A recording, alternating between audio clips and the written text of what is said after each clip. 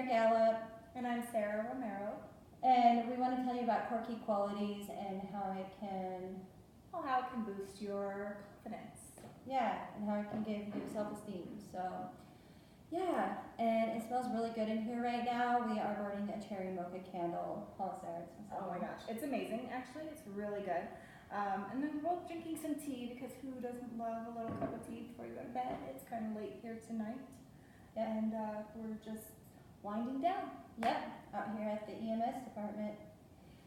So, to jump right into it then, quirky qualities. So, once I really struggled with worrying about what people thought if I had chipped nail polish, all the way down to I wouldn't go out of the house without wearing just like some really comfy sweatpants, and everything just had to fit perfectly right. And otherwise, if it didn't, then or if I spilled a little something on my shirt, or if my shoes had a little crease in them, I'd have to run home and, change and get just exterior things were really what kind of drove me to not feel great about myself. So then I learned from my therapist this quirky qualities rule, and from there I've really morphed it into my own lifestyle and taken it upon myself to take it to the next level.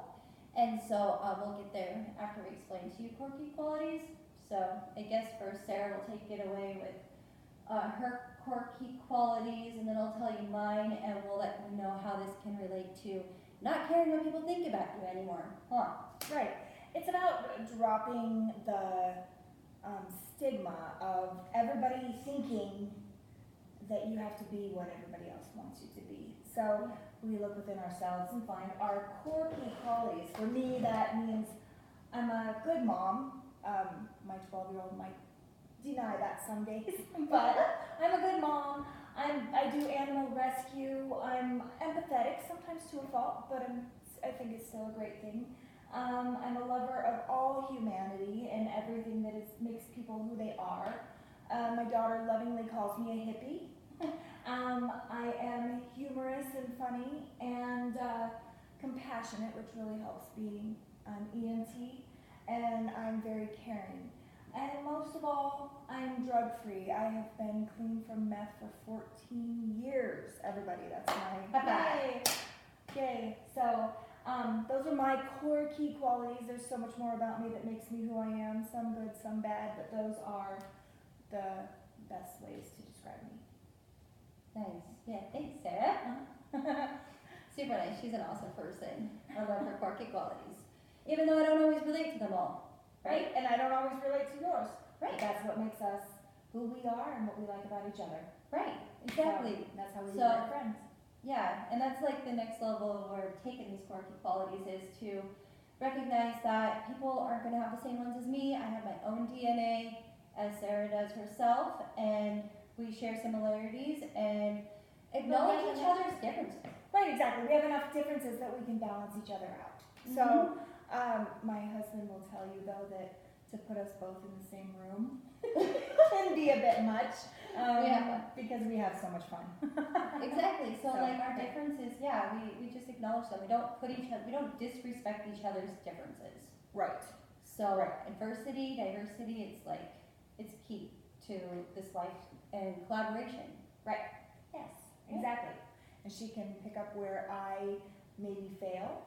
Yeah. And I can do the same for her. It's beautiful. So that's how we can be better people, honestly, in general. So tell me about your core key qualities, Sarah. Okay, so I like to make sure that I have a lot of courage. I feel like that's a more current one that I am really expressing. I am a serious person. I am grateful. I am patient. I am not. I am a science lover. I am an EMT. I am a good daughter. A pet owner. And when we list these, I want to add that they're not all of them, and they're just a few, and they're not in any specific order. And then respectful. I'm respectful. I'm a gardener, a cook, hard worker when I want to be. I do like to dink off at times, right? You can be silly, most of the time serious. And then I'm a leader, and like Sarah, I am drug-free, coming up on 8 years here on February 14th, 2020. And I am a reader and I am a meditator, like Sarah said earlier. Yes. Is that Oh, I said, is that the same as tater tot? Just wondering. Sure. We all like tater tots. Thanks. So, anyways, I just like tater tots, so I like the compliment. Right. No, but so yeah, so these quirky qualities, like how can they help you not care what people think, right? So, take home point. List your quirky qualities. People that are in your circle here, they're going to respect those differences and they're going to embrace the similarities. They're going to be empathetic, right? The people like your grocery clerk or anybody, right, who doesn't know your quirky qualities, they are here outside of your circle, right? People that don't know your quirky qualities, they're outside of your circle. You Well, can't this also hear what they think. Right, and this also includes the people who know you well and know your quirky qualities, but choose not to respect Exactly. and embrace your quirky qualities. That's probably even more important than the people who just don't know your quirky qualities. Yes, exactly. So we can't care what, let's say this picture was taken of us and it showed up on the news, right? And all of a sudden we're like, oh my gosh, that was horrible, my nail polish was chipped and like my hair is flying this way. And like all of a sudden, and like, no, that's just an image. People don't know what you have inside that makes you you. So you cannot get offended on worrying about what public or anybody is thinking about you. Like, you have the confidence. This inside is your confidence. Look inside. Don't allow exterior things, like I said earlier, to belittle you or to bring that down. And like Sarah was saying about the people that do know you. Okay, so let's say somebody a billion times in a row puts down science. They don't like science. They don't like science, right?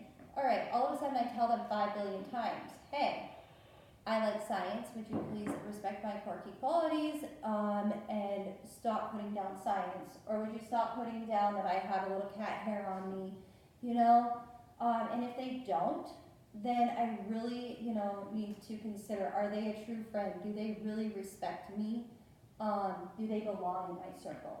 Because sometimes people might offend your quirky qualities and say, oh my gosh, like, you always just rescue all of the animals, right? Like, you spend so much time rescuing animals. Why aren't you going and learning more science or something, right? And like, that's a complete example. And Sarah could say, well, don't worry about what I do, please. Sarah, would you respect me and what I like to do?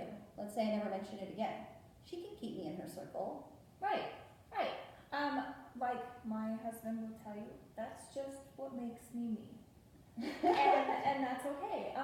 But a person who will come along and say, oh my God, Sarah is such a hippie, that is so terrible. I'm all like, what makes me hippie is I want to save the world. I want to make the world smile, peace, love, all that kind of stuff. I want to save the animals. I want equality, And some people are like, oh my God, that Sarah, she's such a hippie.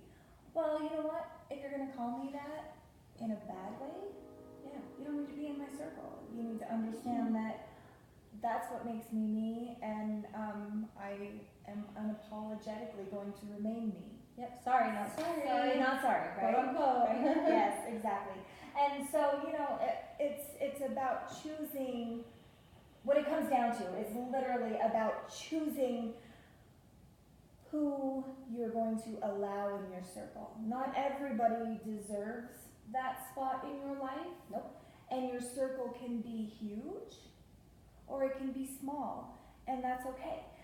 So we don't have to put up with the people who are not treating us the way that Right. we should demand to be treated. And that's about self-respect, caring about yourself. Mm-hmm. People that care will build your self-confidence or hope that you have self-confidence. They're not going to want to tear you down with, whatever may be going on with them. And if they can't recognize to stop when you put up a boundary and repeat yourself 5 billion times, like, hey, don't do this, and they continue to do it, well, if they don't ever apologize, you know what I mean? Like sometimes, we do things and then we can make a living amends and recognize the difference and change that about ourselves so then we can respect somebody's quirky qualities. So hopefully, whatever it may be, like with our family when we were both, drug addicts and then Right. coming back. Well, we've made a living amends to fix things and respect their quirky qualities, and so yeah, today we respect boundaries and And we both have regained a lot of relationships. a lot of relationships that we both lost. And if you're wondering, no, we didn't know each other actually in that time that we were using. Believe it or not, we found each other in Here in recovery, medical. here in medical, and it's kind of fun to find friends who Mhm. share quirky qualities. Yeah. And who understand what we have truly brought ourselves out of. Yeah, and to help each other evolve. Right. And as my therapist would say, not devolve, right? Right. So with that, I guess, Yeah. yeah. Well, have a good night, guys. Have a Peace good night, out. guys. Peace out.